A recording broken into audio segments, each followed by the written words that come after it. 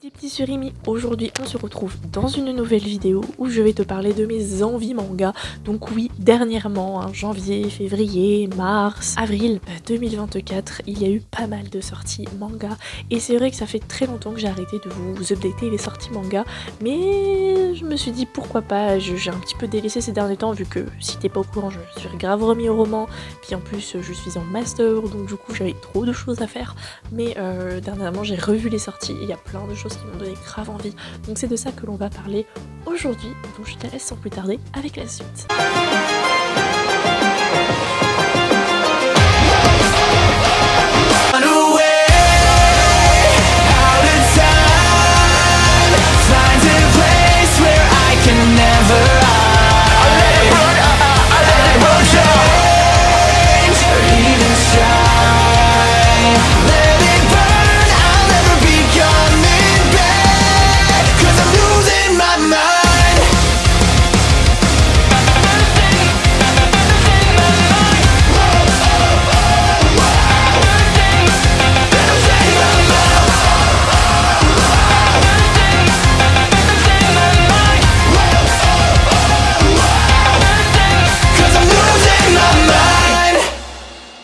Pour le mois de janvier, on commence sans plus tarder avec Cross of the Cross chez Delcourt Tonkam, un garçon qui a perdu son humanité et qui va se venger de plusieurs monstres qui lui ont un petit peu rendu sa vie un enfer. Le jeune homme est quand même en 6ème, ça parle pas mal de harcèlement. C'est assez violent par moment, mais personnellement je suis extrêmement fan du plot, ça me donne très envie de le lire. Je suis avec Yokohama Station Fable, pareil, Delcourt Tonkam commence assez fort l'année 2024.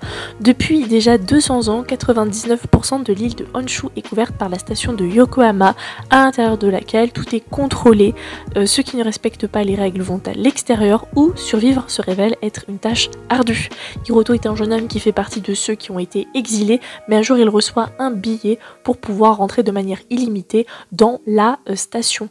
Désormais enfin à l'intérieur, il doit suivre la mission qui lui a été donnée, trouver le chef d'un groupe déterminé à libérer l'humanité tout entière. On passe chez Komiku, dont j'entends plus parler malheureusement, dernièrement je crois qu'ils ont eu quelques soucis, mais pour autant je continue à soutenir leurs œuvres et la sainte déchue et son fervent protecteur m'intéressent tout particulièrement. On y suit la sainte d'un royaume, ça n'apparaît qu'une fois tous les 100 ans, elle a très peu de liberté et elle doit guérir le peuple de tous les maux qui l'accablent, mais un jour une vilaine rumeur l'accuse d'être une usurpatrice et donc elle se retrouve bannie.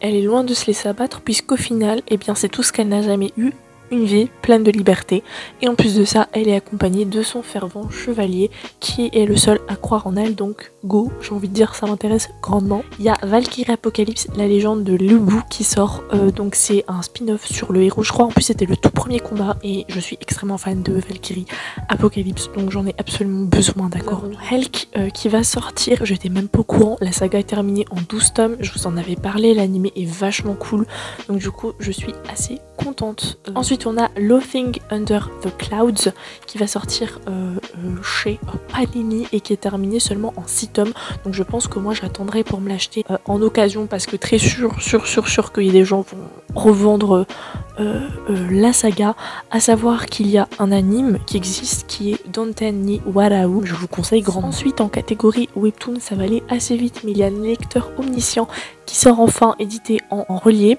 donc je suis très contente parce que c'est un de des webtoons préférés Darling et un des webtoons que je lis en ce moment et je le trouve vachement pas mal du tout. On a Welcome Back Alice, donc c'est un seinen chez Pika, donc c'est une histoire d'amour dérangeante. D'ailleurs je trouve que l'héroïne ressemble vaguement à ce qu'il y a dans les œuvres de Junji Ito. Voilà, comme à son habitude, Shuzo Oshimi va explorer les frontières du genre, de la sexualité et de l'identité. Beaucoup de mots sur un petit peu le drame, la romance, la transidentité. Voilà, c'est un discours assez, on va dire, LGBTQ+, mais voilà, c'est des thèmes qui reviennent assez souvent dernièrement, mais en même temps c'est normal, on va dire les mœurs évoluent. C'est le même auteur pour vous convaincre que les liens du sang ou encore Happiness, il y a aussi dans l'intimité de Marie ou encore les fleurs du mal. Ensuite il y a Comme une famille qui m'intéresse, c'est aux éditions Shiba. Alors j'ai pas vraiment vu beaucoup de leurs publications ces dernières années, mais il y avait un one-shot que j'avais adoré. Oh là là, pourquoi il n'y a pas un autre tome, c'est tellement excellent. Voilà, il me l'avait envoyé gratuitement et j'avais adoré. Donc c'est Laughter in the End of the World, une nouveauté qui m'intéresse grandement et en plus je l'ai vu passer énormément sur le Mangatok, c'est L'enfant en moi. Et rien que le titre veut tout dire et je pense à mon avis que ce sera un de mes coups de cœur de l'année. Il est en 8 tomes en cours au Japon pour l'instant et ça parle tout simplement d'un jeune couple. Je crois qu'ils sont en première ou quelque chose comme ça. Ils sont ensemble depuis un certain temps, donc forcément, voilà, vous avez compris, Igumu Gumu. Et un jour, arrive ce qui devait arriver, ça peut arriver, hein, et bien les préservatifs, et d'ailleurs c'est important de le préciser, sont pas fiables à 100%, je dis ça, hein, mais c'est quelque chose que j'ai vécu de près, puisque ma petite sœur est née comme ça, mec est né comme ça aussi, et j'ai une de mes meilleures amies qui est tombée enceinte parce qu'un préservatif a craqué. Donc voilà, je veux dire, c'est quelque chose qui doit pas être tabou, c'est quelque chose qui arrive bien plus souvent qu'on ne le pense. Tout ça pour dire que cette jeune fille, elle n'a pas encore commencé sa vie, elle découvre à peine sa sexualité, elle a à peine sa première relation, etc. avec ce jeune homme aussi, qui lui aussi est en proie à ses doutes et le fait qu'il grandit, et du jour au lendemain, le coup près tombe, ils attendent un enfant. Donc voilà, on suit simplement leur vie, voir comment elle va être chamboulée, quelles décisions ils vont prendre, et c'est magnifique parce que vous pensez bien qu'il y a de la réflexion sur le regard des autres, le fait d'être une jeune maman, le fait de notre avenir qui va tellement changer. Et à ce propos, il y a sur Netflix le film Une vie ou l'autre qui est magnifique et qui part du postulat justement de si elle garde le bébé, si elle garde pas le bébé, comment sa vie est, et c'est ok dans les deux cas. De l'avortement, du regard des autres, moi je sais très bien, enfin de toute façon je viens d'une famille extrêmement dure et revêche, moi ça me serait arrivé, j'aurais déjà fini sur un palier de porte en fait, donc enfin non, étant donné que j'ai mon darling, j'ai mon appartement maintenant, mais ça aurait été absolument pas accepté quoi, on m'aurait forcé à aller avorter ou des choses comme ça, tu vois. Un manga qui aborde tous ces points, le regard des autres, etc., les gens qui vont s'éloigner de toi, le fait que tu vas devoir grandir et maturer plus vite, prendre des décisions, que ce soit pour la femme ou pour l'homme, parce qu'on l'oublie très souvent, mais le mec aussi, il est là, une grosse décision, ça chamboule une vie, mais cette grossesse adolescente est faite est décrite et racontée apparemment en toute bienveillance, et donc j'ai hâte de découvrir ce bouquin, et rien que d'y parler, j'ai un petit peu les larmes aux yeux, parce que j'aime beaucoup ce genre de thème, comme je vous l'ai dit, ça me touche particulièrement. Yuri, ça fait du bien. Mais on a tellement vu très peu de Yuri dernièrement sortir que là, ça fait du bien, il faut le souligner. Donc on a Tadokoro-san qui va sortir chez Meian, qui a un label Yuri.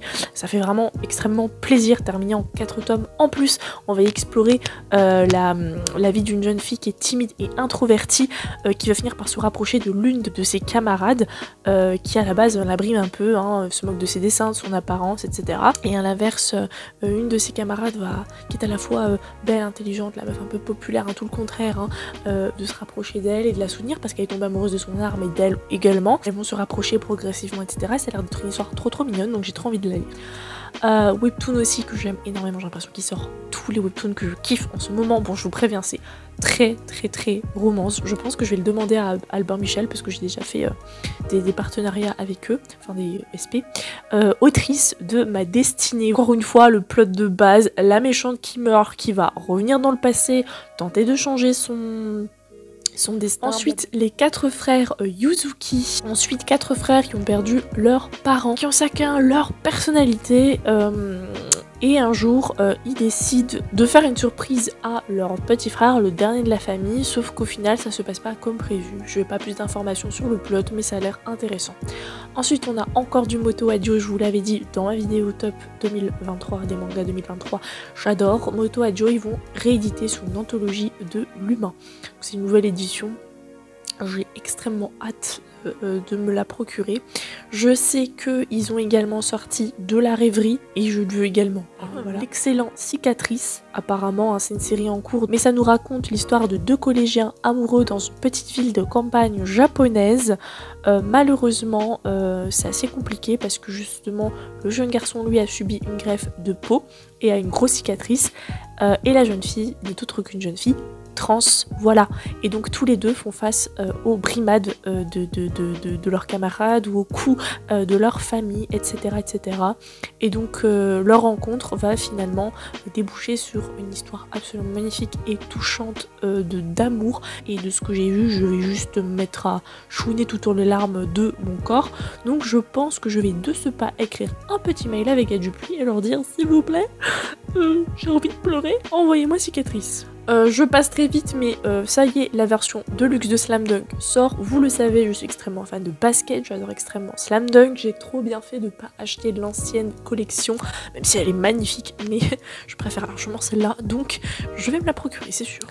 On poursuit avec Dark Gathering, qui est une série assez violente puisqu'on suit un étudiant qui a la possibilité d'attirer les esprits. Malheureusement, ça a causé des soucis à des membres de son entourage. Il va être amené à chasser des esprits maléfiques. Ensuite, je passe rapidement parce que je ne sais pas ce que ça vaut. C'est le palais des assassins qu'on confond souvent à tort avec les carnets de l'apothicaire. Pourtant, le plot n'a rien à voir.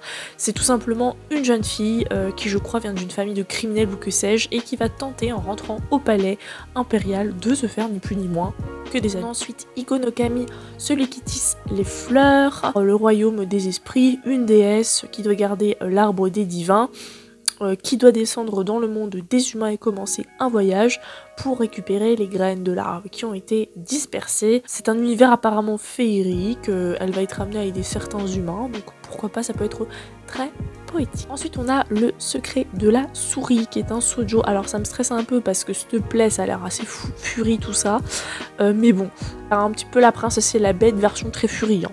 Mais pourquoi pas tenter, hein. Moi je sais comme les épinards, hein. Tant qu'on n'a pas goûté, on peut pas dire qu'on aime ou qu'on n'aime pas. Ensuite il y a My Dear Detective qui a l'air pas mal du tout, ça a l'air assez féministe, hein, je pense, puisqu'à la fin des années 20, on suit Mitsuko qui va devenir détective d'agence. Voilà, ça a l'air incroyable, vous le savez, moi j'adore tout ce qui peut faire un peu penser à du féminisme, notamment dans ces époques un petit peu reculées où on n'avait pas trop de liberté d'expression. Quand on voit qu'encore en 2024 on se fait critiquer sur nos vêtements ou notre poids, ou le fait qu'on laisse un petit peu nos seins pointer à travers nos vêtements, ou que on a un body count assez élevé alors que les hommes, bah, c'est des gros mâles alors que les filles c'est des allumeuses, pour reprendre Fatal Bazooka, je n'ose imaginer ce qu'elle vivait dans les années 20 ou même avant. Un coureur c'est un jogger, et une coureuse c'est une pute. Un homme à femme, c'est un séducteur. Une femme à homme, c'est une pute. Un allumeur, ça allume le gaz. Une allumeuse, c'est une pute. N'en déplaise aux puristes, la langue française demeure beaucoup trop machiste. Ensuite il y a Killer Logger, encore une fois de Shiba Édition, 3 tomes aussi. J'ai l'impression que c'est la mode pour les petites maisons d'édition de se concentrer sur des petites sagas. Ça a l'air de mettre l'accent sur le psychologique, le tragique, le surnaturel. Un jeune homme a vu ses parents se faire trucider devant lui, et depuis il arrive à voir en fait, dès qu'il croise un meurtrier, il arrive à voir les victimes de ce meurtrier collées dans leur dos. En fait, il voit leur visage et c'est un pouvoir qui lui glace le sang, qui va l'emmener dans une combine assez étrange parce qu'un jour une nouvelle camarade arrive et il voit plein de visages défigurés dans son dos. Donc c'est une grosse criminelle. Un webtoon que j'aime beaucoup, j'arrête pas de me répéter mais c'est tellement le cas, Favor, I Don't Want This Marriage, mais j'adore tellement. Ensuite, c'est avec un grand plaisir que j'ai constaté qu'il y avait une perfect édition de Host Club, le lycée de la séduction, et en plus, bon, j'adorais les couvertures de la première version, mais j'avais cru comprendre qu'à la base ils avaient prévu de reprendre les mêmes couvertures mais de changer juste le cadre colorisé, et au final ils ont décidé de faire totalement des couvertures différentes. Je meurs d'envie de mâcher cette saga. Je suis en train de les revoir, les animés sur Netflix, c'est carrément l'un des premiers animes de Shoujo que j'ai commencé de toute ma vie entière, s'il vous plaît. Le MC et les jumeaux, incroyable. J'aime bien aussi le mec un peu dark, voilà, genre enfin voilà, j'adore trop ce manga. T'as 18 tomes simples, à mon avis il y aura 9 tomes de c'est court, hein, de réédition, ouais, je pense. Love Coach Koiga Kubo-kun, mais apparemment il est pas si bien noté que ça. Enfin 14 c'est une bonne note, hein, pour moi. Donc cet ennemi ça fait clairement un 15, mais en général j'essaye de prendre que des mangas qui ont plus de 8 sur 10. Jeune fille qui n'a jamais pris le temps de faire attention à ses relations amoureuses, et du jour au lendemain, elle a la trentaine, elle décide de prendre des cours. Voilà. Ensuite c'est un manga que j'avais lu vaguement quand j'étais plus jeune parce que je crois que mon parrain en est très fan, et une réédition donc que j'arrive, Tsukasa Ojo, Nicky Larson, Cat Size, tout ça, hein. Donc il s'agit de Rush, la perfect édition, donc j'ai très hâte. The Blue Flowers and the Ceramic Forest, donc ça va tout simplement parler de céramique, une romance autour de l'artisanat. donc pourquoi pas. Il n'y a pas beaucoup de choses qui m'intéressent en soi pour le mois de mars 2024, hein, mais voilà. Il y a une sortie néanmoins qui a fait tapage et le thème me plaît énormément. Il s'agit de Twisted Wonderland, la maison Heartslabule, je sais pas si je le dis bien, mais moi dès que c'est en lien avec Alice au Pays des Merveilles, les contes, etc., des beaux gosses, hein, moi j'arrive. Ensuite on a Daisy lycéenne à Fukushima, c'est un one-shot réédition, double édition anniversaire, puisque c'est pour parler de la catastrophe de Fukushima qui je crois a eu lieu dans les années 2010. Et donc on va suivre des lycéennes qui essaient de se reconstruire après le drame, ça a l'air super sympa. Il y a également No Longer Allowed in Another World de chez Kana. Donc c'est un écrivain déchu et dépressif qui va échouer dans un monde fantastique, ça risque d'être sympa. Ensuite un manga qui m'intéresse uniquement pour sa couverture, édité par Michel Lafon, Rose Bertin, la couturière fatale. Déjà le dessin... gorgeous, vraiment magnifique, mais c'est surtout très biographique, très historique, très romance, ça parle aussi de couture. Ensuite il y a une réédition par Meian de Brisé par ton amour. Il y a beaucoup de nudité, beaucoup de violence, j'avais eu l'occasion de lire pas mal de tomes, donc je suis trop contente. Je crois que c'est plus de 10 tomes, les 5 premiers tomes avaient été abandonnés, il y avait déjà une édition, mais je crois qu'il la réédite, bon du coup il change la couverture, j'ai préféré la première de la première édition, mais bref, et qui vont la continuer, il y a plus de 7 tomes au Japon. Il y a un autre manga, mais le dessin est très étrange, intriguant, une duologie de chez Akata.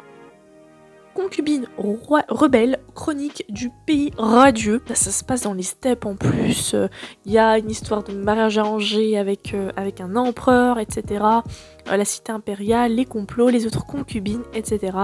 Et une meuf badass. Donc, à mon avis, ça va faire partie d'un futur numéro de femmes badass, de femmes, tu sais, dans la lecture un petit peu féministe et tout. Il y a La Voyageuse de 1934 qui m'intéresse. Ça se passe à Taïwan en plus.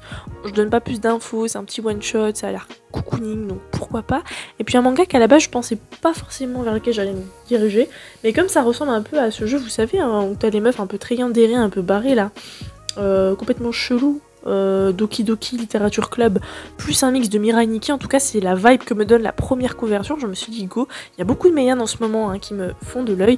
Je pense à Silver Plan, ma seconde chance, puisque c'est une jeune fille qui était la pire des garces, elle le dit elle-même, hein, et qui va, lors de sa seconde vie, essayer de tout changer depuis le lycée. Pas mal, parce que bon, faut quand même du courage pour redevenir quelqu'un de bien après avoir été la pire des sous-merdes du monde, c'est pas donné à tout le monde. On passe au mois d'avril 2024, Honey Lemon Soda, qui est un manga que j'attends mais énormément depuis moult années, hein, avec plus de 24 tomes en cours, ça va piquer. Je pense que je vais me les prendre d'occasion quand ce sera bien avancé la publication. Une magnifique romance, slice of life lycéenne. Alors je n'aime plus trop lire des shoujo qui se passe au lycée. Déjà ça m'a toujours gavé quand moi-même j'étais au lycée, mais maintenant que je suis quasiment à la fin de mes études, ça me saoule, clairement. Mais pourtant cette romance, je la trouve trop chou, et il y a un animé qui va bientôt sortir, donc j'ai hâte. Ensuite évidemment, vous le savez, je suis extrêmement fan de Hiro Mashima, l'auteur de Fairy Tail et de Eden Zero, mais savez-vous que l'une de ses premières œuvres, et c'est assez méconnu, c'est Rave, et enfin, au moment où j'allais m'acheter l'édition, la petite édition de l'époque, la 2010, bien dégueulasse, du manga, et bien Glénat a dit ok, on réédite en double tome. Vous êtes des gouttes, vous m'avez littéralement sauvé les miches. Je vais me prendre celle-là évidemment. Ensuite, évidemment, Pika Kuchumi du fait, dès qu'il y a un film qui sort, ils essayent d'en faire un manga, et donc je vous le donne en mille. Trilogie, ce sera Suzume, évidemment. Est-ce que je vais me l'acheter? Oui, bon, je vais encore acheter Your Name alors que c'est mon préféré, mais j'ai adoré Suzume. Ensuite, il y a You're My Soulmate qui ressemble, alors mon accent d'anglais est déplorable, hein, je suis vraiment désolée, mais qui ressemble assez vaguement à Waiting for Spring en termes de vibe, j'ai l'impression, et donc du coup, j'aimerais le lire. Je suis plus trop hypée par les shoujo de Pika, mais j'avoue, celui-là me donne plutôt envie. Ensuite, c'est un shoujo Akata, non mais vraiment, je vous dis en ce moment, je suis hypée, ultra hypée Akata Meian. Ça va pas du tout, et Vega Dupuis. Donc Akata là en plus c'est marqué 10 sur 10, moi je suis curieuse de lire ça, hein. C'est un shoujo qui s'appelle, en 12 tomes, en plus c'est pas long, vous le savez, j'adore, hein. Dès que ça excède pas 10, 12 tomes, je suis heureuse. Donc ça s'appelle Toutes les raisons de s'aimer, et ça nous parle d'une jeune fille qui découvre l'identité de la personne qui lui est venue en aide dans un train, et elle pense donc que c'est le destin qui les a rapprochés, donc elle prend les devants pour le connaître, et c'est un petit peu qu'il se lie quelque chose entre eux, sauf qu'il se trouve que le meilleur ami d'enfance notre jeune homme est assez protecteur envers lui. Maybe il mettra des bâtons dans les roues de la lycéenne. Est-ce que ça va pas se tourner en blue flag? Je ne sais pas. Et je veux rien savoir, je vais péter mon crâne si vous saviez comment je suis heureuse, mais heureuse, Crunchyroll. Donc pour ceux qui ne savaient pas, c'est casé. Merci. La plus grosse fan de basket, c'est moi, ok. J'en ai fait en plus pendant 4 ans. J'adore Kuroko Basket, ma vie. Crunchyroll se ramène avec une réédition perfecte et tout. Et en plus, l'édition, comment elle s'appelle? Elle s'appelle la Dunk Edition. Mais vous êtes du génie. Pour ceux qui savent pas, le dunk, hein, c'est quand on met un panier de manière hyper BG, sans toucher le truc et tout. C'est géant. C'est géant. C'est du génie. Enfin, qui a osé mettre 5 sur 10 en notation? Comment ça, Kuroko Basket, c'est 5 sur 10? Kuroko Basket, c'est un 9 sur 10, les gars.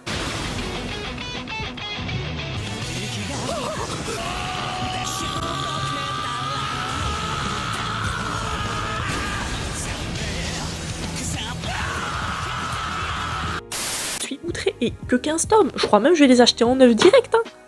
Ça va partir comme les bananes à fiches, je les achète en 9 directement, je crois.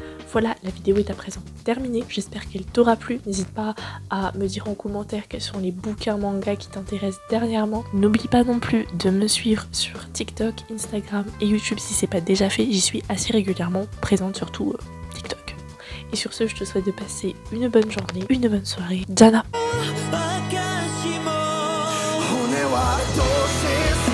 Dana